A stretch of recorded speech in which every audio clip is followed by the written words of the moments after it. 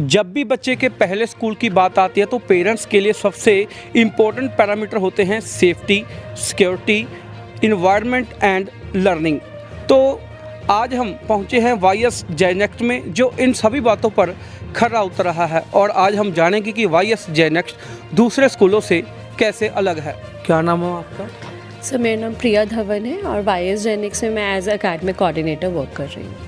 Ma'am, जैसा कि हमने सुना है कि इस एरिया में वाईएस जेनेक्ट बच्चों और पेरेंट्स की फर्स्ट चॉइस बन चुका है। जब भी एक अच्छे स्कूल की बात आती है तो पेरेंट्स वाईएस जेनेक्ट को चुनते हैं और बच्चों की पहली पसंद बन चुका है। तो आज हमें बताएं कि इसमें ऐसी क्या खासियत है कि जो दूसरे स्कूलों से इसको अलग बनाता है। सर इसके बहुत रीज़न्स हैं। आज मैं आपसे कुछ 3 रीज़न्स शेयर करूंगी जो वाईएस जेनेक्स को नंबर 1 चॉइस बना चुका है पेरेंट्स और बच्चों की। पहला रीज़न है सर, हमें वाईएस जेनेक्स को स्कूल ऑफ स्माइल्स का टाइटल मिला है और वो भी पेरेंट्स के द्वारा दिया गया। और वो क्यों दिया? क्योंकि हमारी कोशिश ये रहती है कि सर कोई भी बच्चा जब यहाँ पे आए तो वो मुस्कुराता हुआ आए, मुस्कुराता हुआ सीखे और जब वो घर जाए तो मुस्कुराता हुआ जाए। पेरेंट्स बताते हैं कि बच्चे संडेज़ को भी ज़िद करते हैं कि उन्हें स्कूल जाना है। दूसरा रीज़न है सर, वाईएस जेनेक्स को अभी तक 7 नेशनल अवार्ड्स मिल चुके हैं, जिसमें से सबसे इम्पॉर्टेंट और सबका फेवरेट है most trusted pre school of Punjab का। ट्रस्टेड कैसे सर? बच्चों की सिक्योरिटी और सेफ्टी के एंगल से, बच्चों की लर्निंग के एंगल से और बच्चों की ग्रोथ के एंगल से। और थर्ड रीज़न है सर, डिफरेंट टीचिंग प्रैक्टिसेस जो हम यहाँ पे बच्चों को सिखाते हैं। हमारी कोशिश ये रहती है कि हम बच्चों को रट्टा ना लगवाएं किसी भी चीज़ का, बल्कि बच्चों को क्रिएटर्स बनाएं ताकि वो यहाँ पर अपना खुद का एक संसार बना सकें। तो जैसे मैम आपने 3 पॉइंट्स की बात की। आपने फर्स्ट ऑफ ऑल बताया कि स्कूल्स ऑफ स्माइल्स का खिताब मिला पेरेंट्स की तरफ से, और सेकंड वन 7 नेशनल अवार्ड्स मिल चुके जिसमें सबसे इम्पोर्टेंट है मोस्ट ट्रस्टेड प्री स्कूल इन पंजाब। तो थर्ड वन आपने बात की कि वाईएस जेनेक्ट में डिफरेंट टीचिंग प्रैक्टिस करवाई जा रही हैं। तो दर्शकों को बताएं कि ऐसी कौन सी डिफरेंट टीचिंग प्रैक्टिस हैं जो वाईएस जेनेक्ट को दूसरे स्कूलों से अलग बनाता है। सर ऐसी एक नहीं, बहुत टीचिंग प्रैक्टिसेस हैं, डिफरेंट टीचिंग प्रैक्टिसेस। जैसे कि मैंने आपको पहले भी बताया सर, हम यहाँ पे बच्चों को क्रिएटर्स बनाते हैं, ना कि क्रैमर्स। मोस्टली स्कूल्स में क्या होता है सर, टीचर क्लास में जाता है, बोर्ड पे क्वेश्चन आंसर लिखता है, बच्चा उसे कॉपी करता है, लर्न करता है और एग्ज़ाम्स देने चला जाता है। बट अगर आप वाईएस जेनेक्स की बात करें तो हम यहाँ पे बच्चों को फ्रीडम देते हैं उनके माइंड्स को क्रिएटिव बनाने के लिए। सर मैं एग्जांपल देना चाहूँगी। जैसे एक क्वेश्चन है, What will you do if someone will snatch your pencil and why? Sir ये मैं आपको आंसर्स दिखाना चाहूँगी। I'll say different answers। तो ये पहली नोटबुक है भव्यम गर्ग की, जो कि 2nd क्लास का बच्चा है। उसने इस क्वेश्चन का आंसर दिया है, I will tell him not to touch my pencil because it is a bad habit। Sir और सेकंड नोटबुक मैंने उठाई है मानवी की, जिसने आंसर दिया है, I will tell him not to snatch my pencil because I do not like fighting. Sir तीसरी notebook है 4वीं की, जिसका आंसर बच्चे ने लिखा है, I will tell the teacher because teacher will help me. एक और आंसर बढ़ के बताऊँ आपको सर? जी।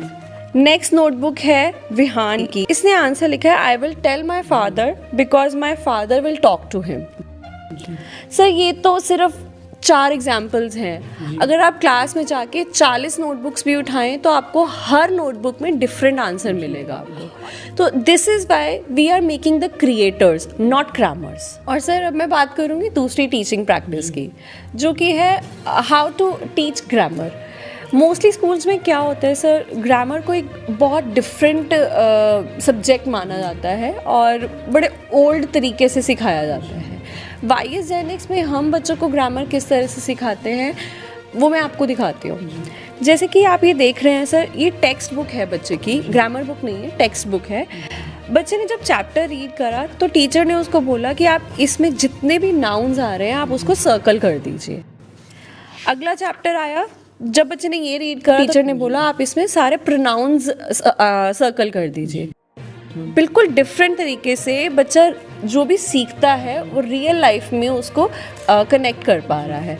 ऐसे ही अगले चैप्टर की बात करूँ तो यहाँ पे टीचर ने उसको बोला कि आप सारे एडजेक्टिव्स को अंडरलाइन कर दीजिए। तो this is how we are teaching grammar to them. Sir ये तो 2 टीचिंग प्रैक्टिसेस हैं, इसके अलावा भी मैं अगर आपसे शेयर करूं तो बहुत सारी इस तरह से डिफरेंट टीचिंग प्रैक्टिसेस हैं। और उसमें से एक और है सर विजिट। हम बच्चों को जो भी टॉपिक कराते हैं उसको प्रैक्टिकल वे से कराते हैं। जैसे कि एग्जांपल दूं आपको सर, बच्चों को रेलवे स्टेशन के बारे में बताया जाता है तो टीचर क्या करता है, बुक में उसकी पिक्चर दिखा देता है और बताता है कि ये रेलवे स्टेशन है।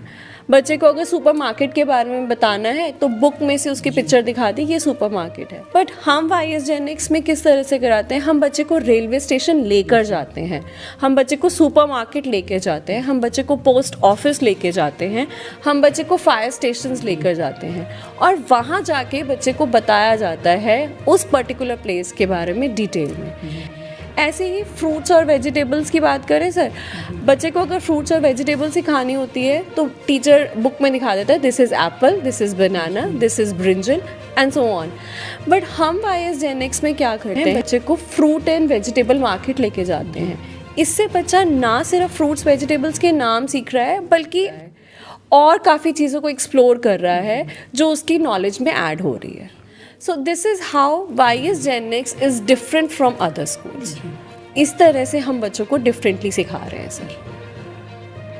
मैम जैसे आपने बात की कि डिफरेंट टीचिंग प्रैक्टिस है, तो अगर हम बात करें तो इसके लिए डिफरेंट टीचिंग प्रैक्टिस के साथ एक ट्रेंड फैकल्टी का होना भी ज़रूरी है। अगर हम YS की बात करें तो क्या YS के पास वो ट्रेंड फैकल्टी है? जी सर, बिल्कुल है। हमारे पास ट्रेन फैकल्टी है और आप हैरान होंगे सुन के, जो कि ना सिर्फ इंडिया से हैं बल्कि अदर कंट्रीज से हैं। हमारे पास टीचर्स इजिप्ट से हैं, हमारे पास टीचर्स रशिया से हैं, हमारे पास टीचर्स श्रीलंका से हैं, हमारे पास टीचर्स ब्राज़ील से हैं, and that too trained with international curriculum sir. अब आप सोच सकते होंगे सर, जब ऐसे टीचर्स क्लासरूम में जाते हैं, बच्चों के साथ होते हैं तो कितना लाइवली माहौल होता होगा और कितने डिफरेंटली वो बच्चों को एजुकेशन देते हैं। तो सर जैसे मैंने आपसे शेयर की थी डिफरेंट टीचिंग प्रैक्टिसेस, तो वो ये सारी टीचिंग प्रैक्टिसेस पॉसिबल हैं इन टीचर्स की वजह से। सर मैं कहना चाहूँगी कि इन सब का क्रेडिट इन टीचर्स को ही जाता है। YS जो भी बच्चों को डिफरेंटली सिखा पा रहा है या दे पा रहा है वो इन टीचर्स की वजह से ही दे पा रहा है।